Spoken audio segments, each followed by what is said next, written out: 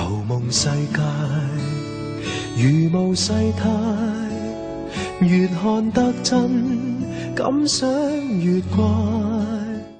Hello， 大家好，我係梁日章，平常心開始咗啦。有一個香港人阿黃先生呢，佢決定全家一齊去移民，喺我另外一個更加適合嘅地方住。去邊度好呢？兩公婆咧諗咗好耐。好啦，喺暑假期間，佢帶住呢3歲嘅仔去美國加州旅行，睇下呢個地方適唔適合自己。去到之後喺一個親戚屋企住，黃先生租咗架私家車，諗住揸車周圍去。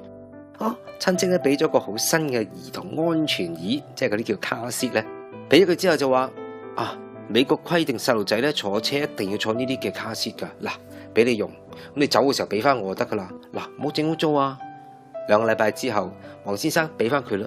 你知唔知卡士佢攞去邊啊？原來咧佢攞翻個鋪頭，俾翻個鋪頭話：我哋而家唔啱用啦，全數奉還。呢個親戚得意洋洋咁話：我哋美國啲鋪頭2個禮拜內咧，你唔啱咧，憑嗰張單可以退貨。我哋成日嚟借嘢，用嗰陣咪俾翻佢咯。有啲人連電視機都借啊！你話啲美國人幾蠢啊？無條件退貨，啲漏洞咁大，俾人呃完又呃，佢哋都唔知。聽完佢講之後，黃先生都唔知點答。好啦，第2年黃先生去日本，當地呢啲台灣朋友招呼佢呢，出入都揸私家車。跟住黃先生就話：東京好難停車㗎，你有車位咩？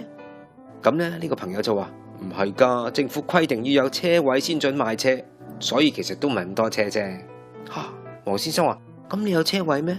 咁點解你又可以買到車呢？嗰個朋友就笑啦：你真係蠢啊！我租個車位，咁然之後就買架車，買完之後咪退翻個車位搞掂咯。第2年，黃先生再去東京，今次係一個日本朋友招待，咁就問個日本朋友啦：你唔買車嘅，點解你帶我搭地鐵嘅呢？個日本朋友就話：我冇車位啊。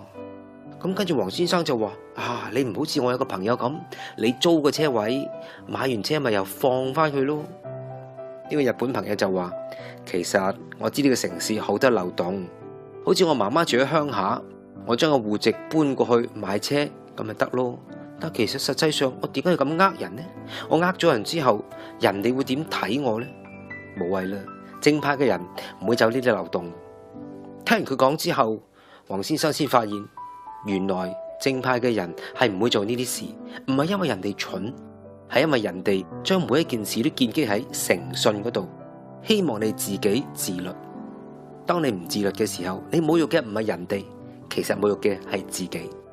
平常心，我哋下次再見，拜拜。